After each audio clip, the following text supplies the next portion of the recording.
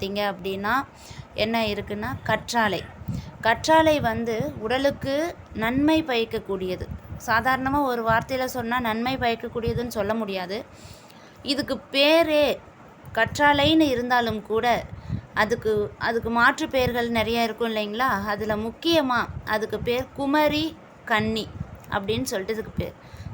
அப்போ மாதர்களுக்கே உரிய ஒரே ஒரு செடி அப்படின்னு சொன்னால் அது கண்டிப்பாக அந்த கற்றாழையில் அடங்கும். அந்த கற்றாழை நமக்கு உடலுக்கு குளிர்ச்சி தரும், கிருமி நாசினி, நம்ம ருது உண்டாக்கி, அதாவது மாதவிடாயை மாதம் சமநிலையில் கொண்டு வரதுக்காக இதெல்லாம் யூஸ் பண்ணப்படுது.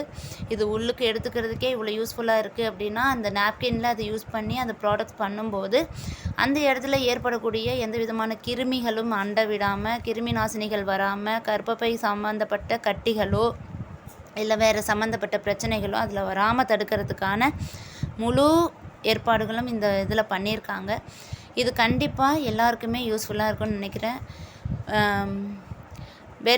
Really I am so very glad to right pathway in a successful journey. Thank you all.